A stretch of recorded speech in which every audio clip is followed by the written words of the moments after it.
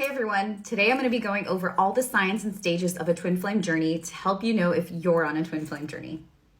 Sign number 1, you feel this intense magnetic fiery attraction with this person and you can't really explain it. You feel like you just have this explosive connection with them and you just feel like magnets where you feel pulled and gravitated towards them.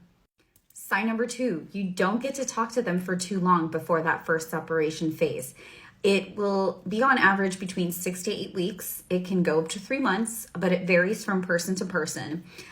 It's a very brief encounter, basically. You don't really get to date them.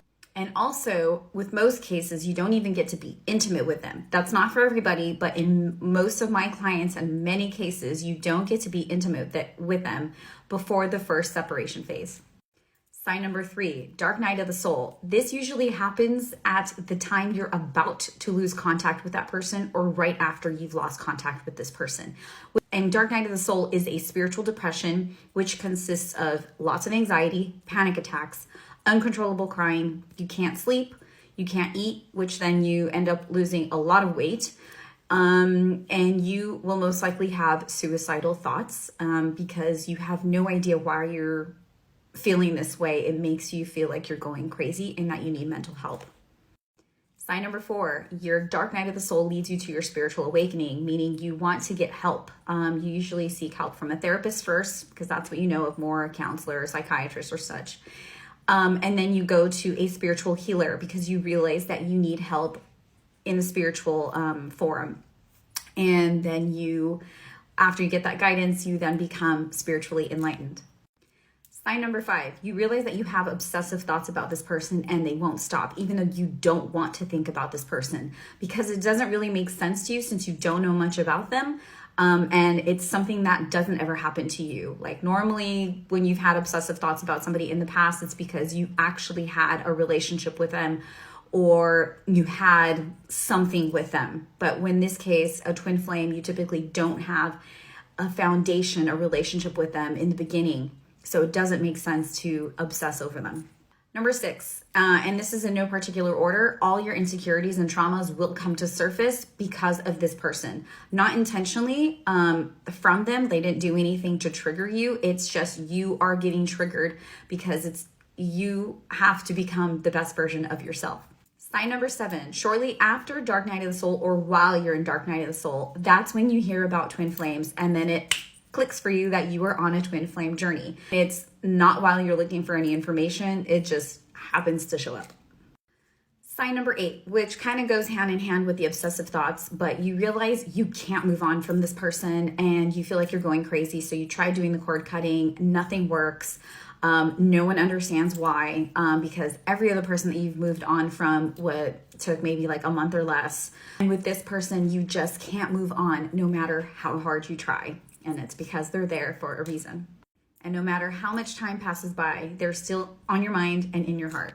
Sign number 9, every time you do try to move on, say you try to cut the energetic cord with them, or you ask God to assist you, you actually then get bombarded with signs and synchronicities left and right about them to remind you of them, that you are on this journey for a reason. And when you ask God for signs to let you know if you are on the journey or not, you actually get the signs shortly after. Sign number 10, you can't sleep with other people or date other people because you feel like you're cheating on your twin flame, even if you've never been with your twin flame or have been intimate with them. Sign number 11, you have extremely, extremely vivid dreams with this person and it feels so real. Like if you're having skin to skin contact with the dream, in the dream, you feel like you're really touching their skin or you feel the warm energy around them as if they're really there around, like you just wake up feeling like you felt them. Or you have cosmic-like dreams. They're very spiritual, very prophetic, very just out of this world type of dreams. You can see like light beams around them, for example, just very cosmic, and you don't have these types of dreams with anyone else.